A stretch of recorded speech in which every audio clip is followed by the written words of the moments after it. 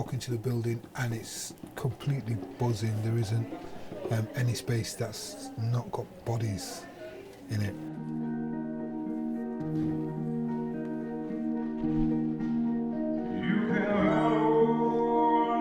We deliver contemporary dance to students that don't access contemporary dance outside of Marion Lane or Newcastle Girls High.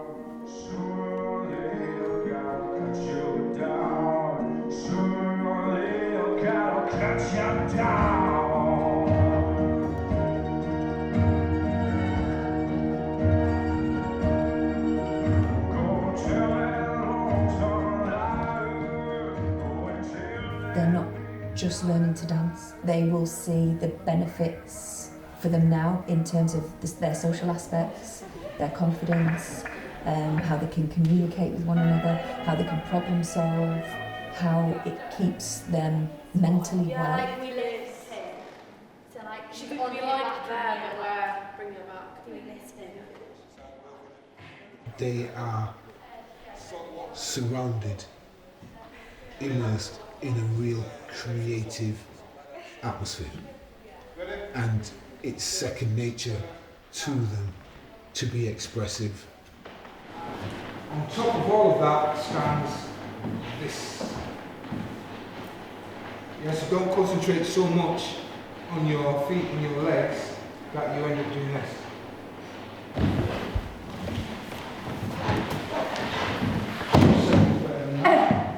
You know what? You need to practice this. Second time I would go, to squeeze out the last bit of the turn. Yeah, you're not going to have some snap into it. Snap, snap, like.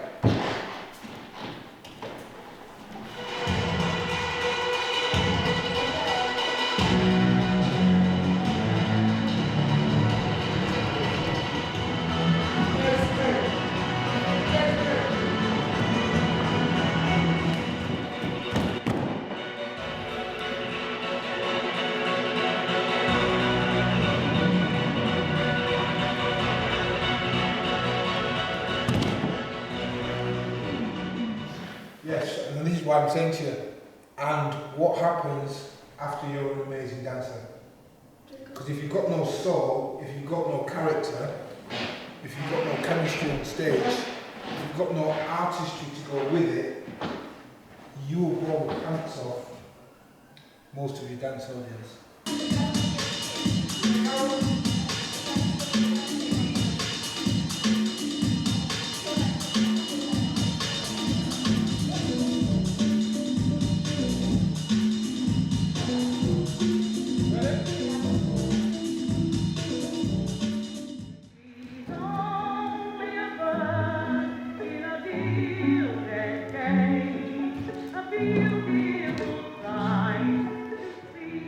I think the suffragettes piece came about because of their anniversary.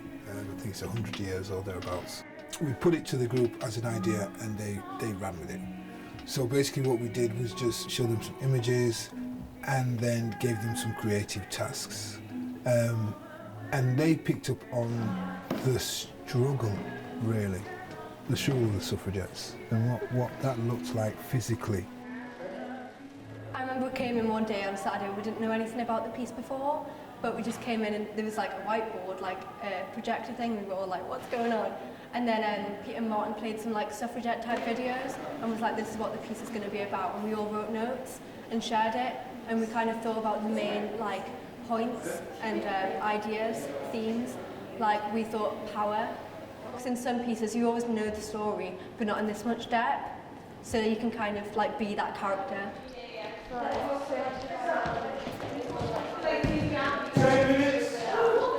Where's the arm, Izzy? Shoulder height. Has he got some energy in it? Show.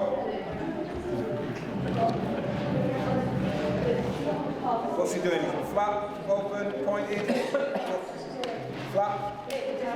Brilliant, let's have a look.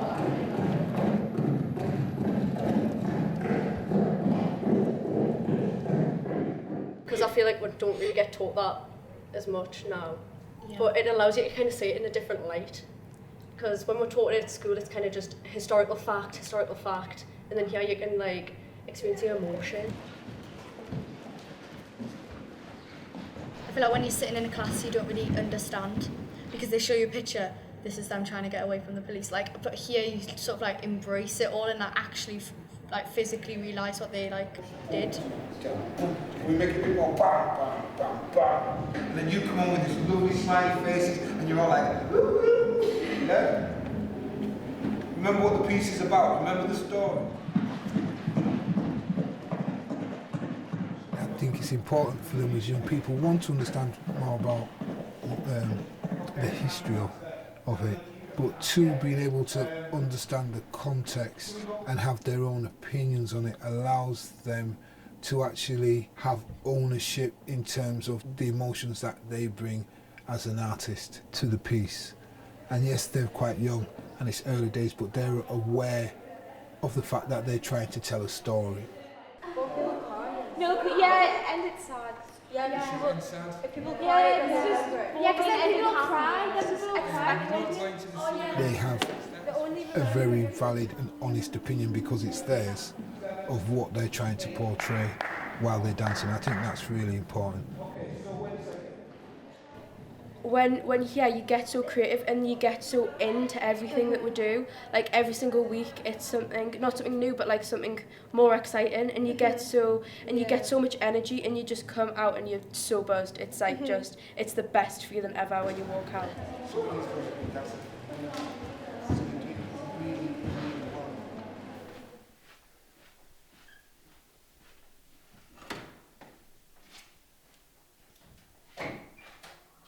So some days you can come into the building and it's actually quite quiet, especially during the day. And that's when we can get a lot of our office-based work done, a lot of our preparation done, a lot of our thinking time, project ideas.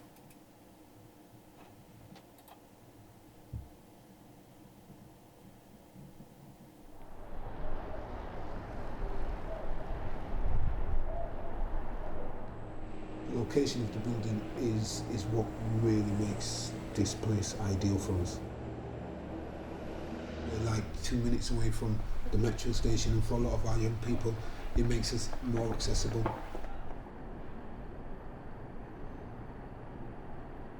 We're just completing our business plan, which is all hinged on a long-term lease with this building, being able to raise the funds to do the essential repairs to the building, and then possibly, well, we want to raise the funds to develop the building into, to make it fit for purpose with some proper studios, some proper offices.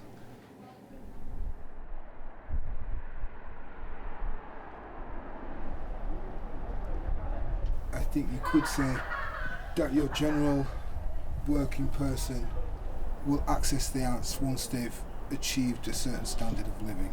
Working people want access to a lot more services. They don't consider the arts.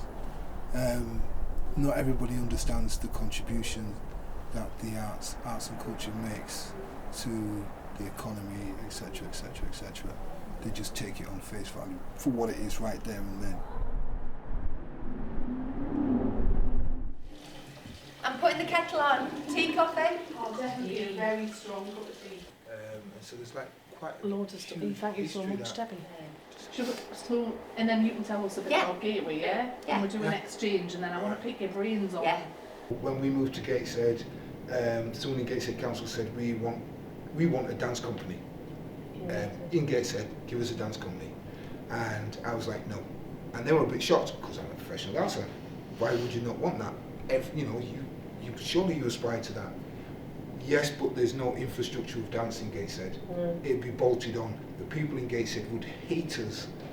They wouldn't appreciate the work we do. They wouldn't come to see us, and then we'd be here for 2 or 3 years, and then we'd just fade away. Yeah. Or it would be so successful, but it would have nothing to do with the people of Gateshead, and that's not what we're about. And so if that's what you want, there's loads of artists out there that will give you that. But if you give us a studio, we will spend the first 2 to 3 years going around schools, working in the community, building that.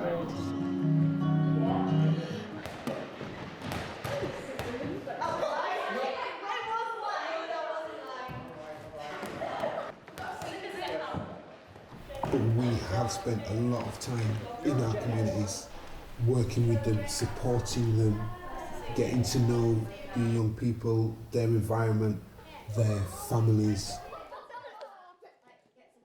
Oh, I can do that! It's not, it's in my street.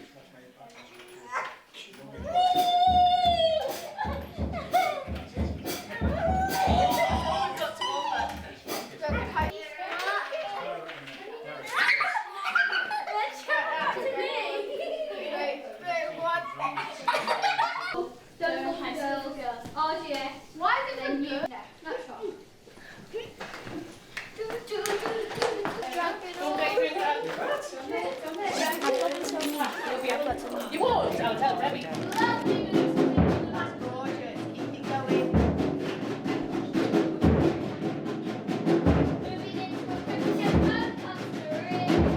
Girls, have you brought yours back? No, don't say the Sorry, Dad!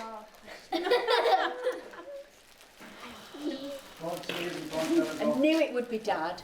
Mum would have let you bring them. Yes, she would, Dad. It's cold. Right, are we ready?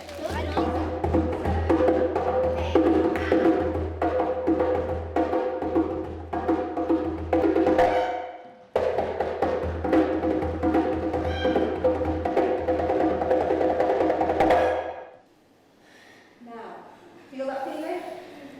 That is hard work, and that feeling is how you should be feeling at the end of your warm-up. That was brilliant. You don't expect that much from the kids when they come and see them. I mean, they get comments from the backstage crew, how professional they are, and they're 6 and 7.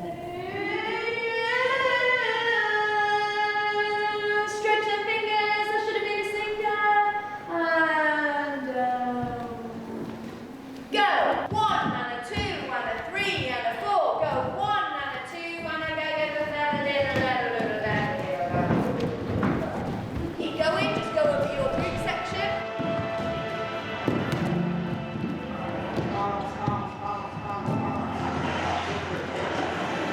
Take a deep breath.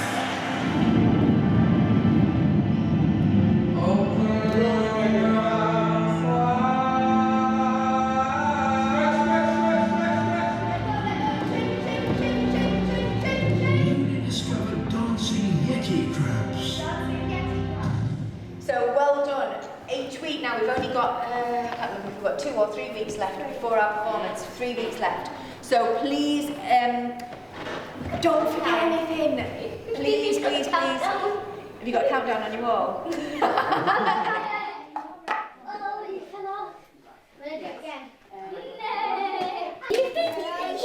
Guys, I've just been told that we've only got a few tickets left for our show on the 31st of March at Northern Stage. I'll get a ticket for the 31st of March now. Creating the art and surviving and earning all the money, but there's also that side where we constantly are pressing against the status quo. We're constantly pushing against the boundaries that keep us confined. So we're a kick, but essentially we're a private dance school, but we don't behave like that. Yeah. You've got ethics. Yeah. We're calling it homegrown because it's all our own work. It's all work that we've done within Gateway. A lot of the choreographies come from Martin, myself, or through our Phoenix Academy. And then you walk off this way.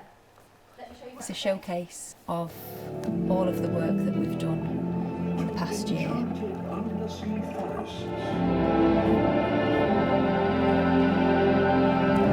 Coming soon, untold stories from magical worlds.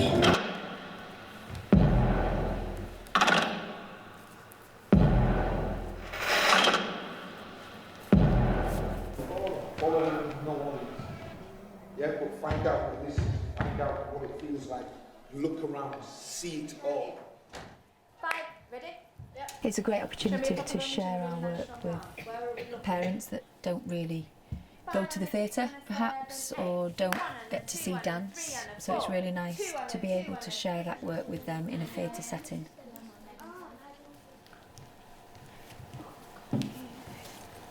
So, do you want to take it upstage? You need to look at lots of the work.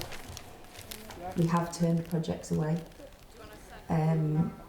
If a school wants us to go in and do 2 workshops with difficult, hard to reach kids, but yet they'll throw hundreds of pounds at us, we'll say no. Because it's about, why are we doing that? So we're not scared to do that. And I think we can do that because we're not funded. We can pick and choose what we want to do. We can decide through Martin's creative vision, what projects are we going to think about this year.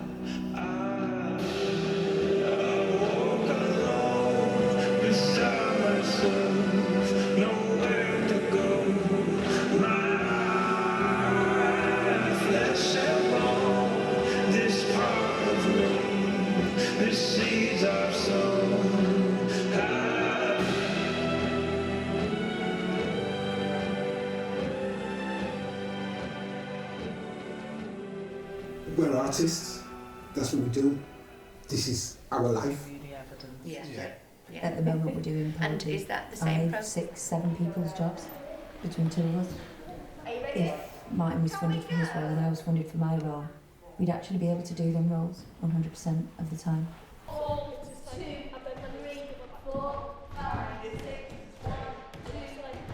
We really are on top of trying to grow what we do know. We're having to learn, and most of our time is spent learning what we don't know. That as dancers we have such a wide skill set that we should be able to solve anything. We should be able to do that. Between us, our skill set should be that vast that even if we don't know how to do it, we should be able to learn how to do it, or have access to somebody that can help us with it. Yeah. So I think once we think like that,